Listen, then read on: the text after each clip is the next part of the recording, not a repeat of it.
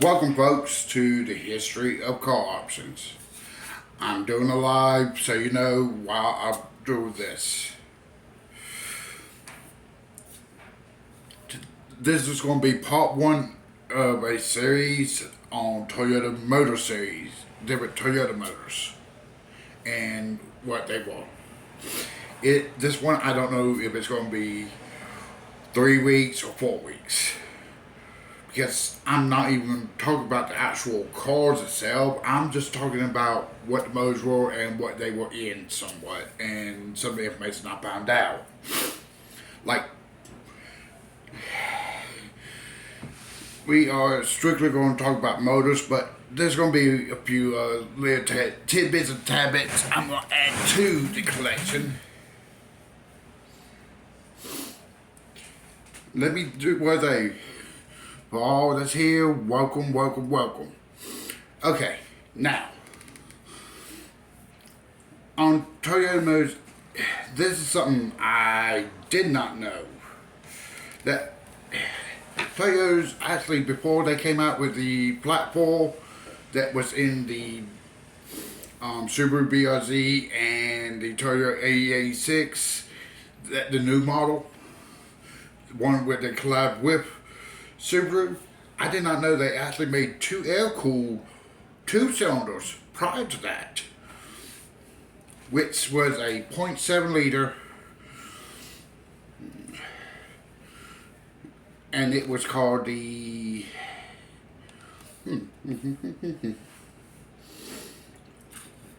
that they put in the, what was it?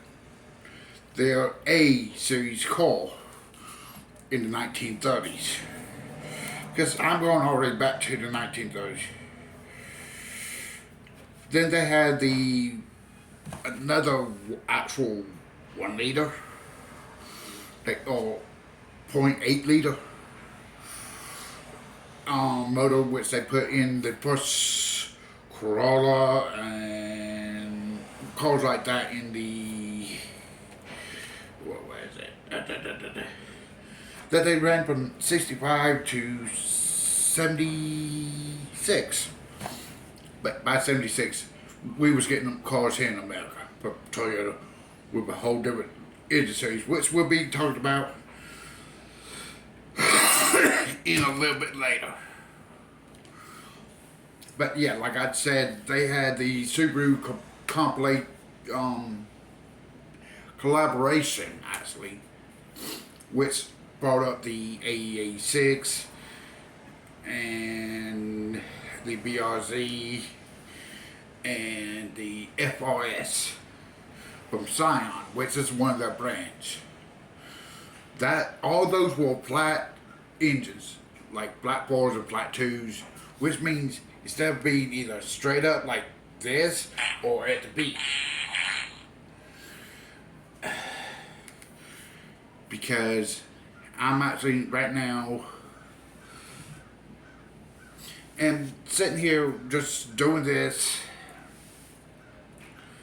but that's, and because it's GR86, which is the same basic car, but instead of having the motor from the collaboration, they changed over to the GR86 namesake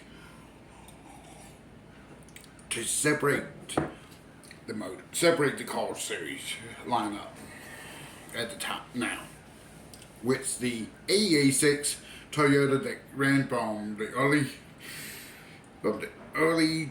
2010s to 2021 was AE86. 2022 was the start of the GR86 series. Same body, basically, just different motor. That was the last of the flat engines. I did not know they were making those flat engines. Not even for the Toyota forklifts. So yeah, I learned something new with doing this. Now, they had their, then you can go back, now let's go back to, and this also ended some of the stuff from where they were in World War II and everything else. So there was a time gap when Toyota wasn't making nothing. No motors, no nothing. Now, during this time, I'm actually sitting there. Then 1939, they started producing the inline four also, which also was the war, a undeclared war from USSR and Japan. A little tidbit about the history of Japan, a undeclared war. Now, that was their what series mode? It was called the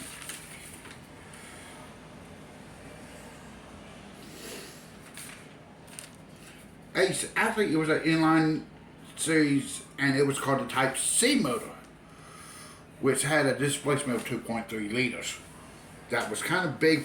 That was kind of big four-cylinder back in that time period, except for the American four-cylinder, which was a flathead four actually, which was in the Model A's and Model T's back in the day. All these were making like roughly 40, 50 horses at max. Theirs was making like roughly 25 horses. And that motor ran until World War II, of course. After World War II, they jumped back, and which they started back with the inline fours with a what they call 1 liter, and they ran that one until 1959, which was decent. And but with 1953, they came up with a second motor option, which was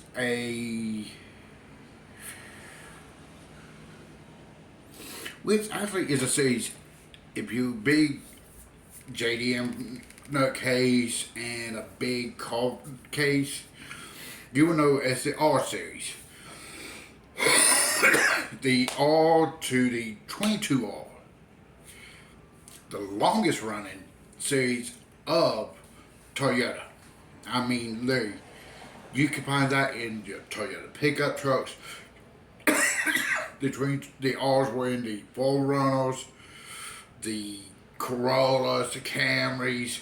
I mean, it was in every major American four-cylinder from Toyota was an R of some type, usually, because that was their biggest outboarded or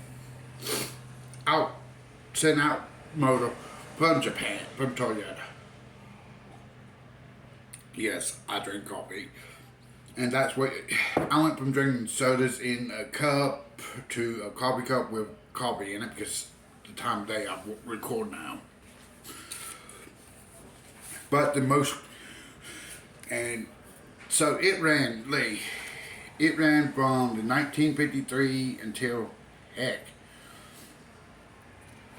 94,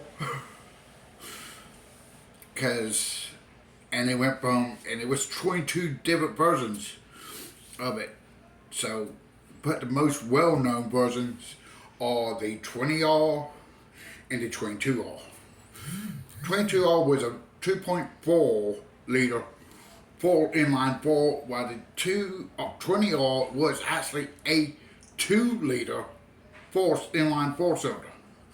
And it was well known for its drift capabilities for producing high torque but low horsepower, which was good for drifting in Japan. And that's what you will see in the original 86 that you see in Initial D. That's the type of mode that was.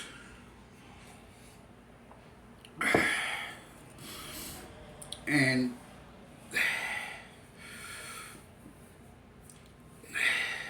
What was it? Oh.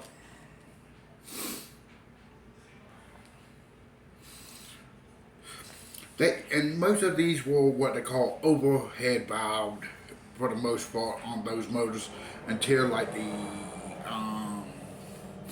but they had the single overhead cam, dual overhead cam, and overhead valve, which to explain that even better, because all the stuff I'm talking about is initially for gasoline powered only.